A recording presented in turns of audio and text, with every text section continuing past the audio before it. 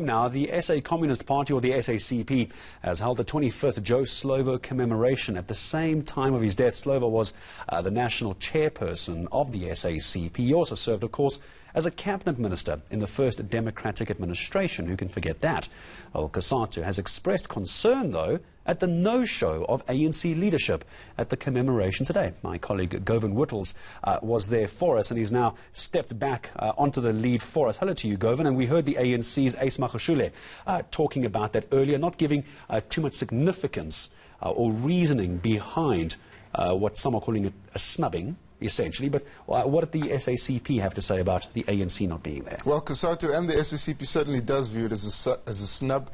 In fact, we understand that before the ANC's Johannesburg mayor and chairperson of the region, Jeff Makubo, delivered the message of support on behalf of the ANC, there was talk among some of the SACP leaders about how they would respond to the no-show by the senior leadership of the ANC. And the reason this is important is because in 2018, the national leadership of the ANC spoke at the Joe Slovo Commemoration and said that there would never be another commemoration of Joe Slovo's death without the national leadership, or at least the provincial leadership of the ANC, addressing it and trying to explain how much significance they attach to the commemoration. So we heard some spin from the ANC Secretary General, Ace Magashule, claiming that Bladen Nzimande was wearing both caps as Secretary General of the SACP as well as NEC member of the ANC, but of course that wasn't the case. It's a clear snub on the part of the ANC. The issue goes beyond the actual, let's call it the snubbing, of not being at the event.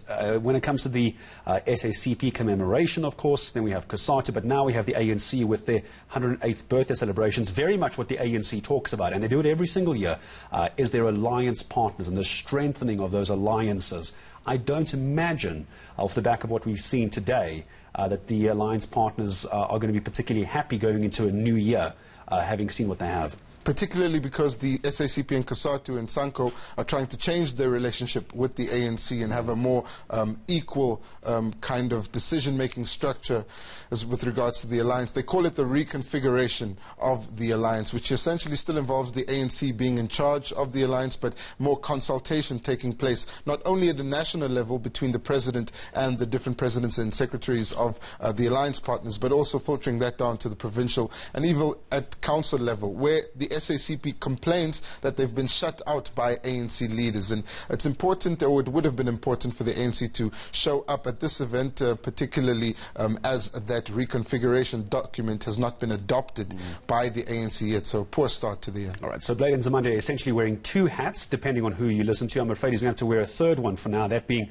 the Minister of Higher Education, making a promise about funding for education. And I would imagine this has to do with undergrad students, those who can't get in because they can't afford to get an education. What did he say about that? Yeah, a key promise being made by Bladen Nzimande in his capacity as Higher Education Minister. He says that every student who qualifies to go to university and whose household income, whose parents' household income meets the criteria of the Department of Education will be granted a NSFAS bursary. No one will be rejected from NSFAS bursaries. That's what the Minister of Higher Education had to say today. Of course, that is a major announcement considering the student bodies which are currently preparing several rounds of action from the EFF and SASCO related to students being accepted into universities and TVET colleges across the country. So he's made a significant promise here, and it's going to be something that he will be held to in the next coming weeks. Yeah, and I'm sure, no doubt, the journalists such as yourself are going to start doing the maths on how that is even possible from a financial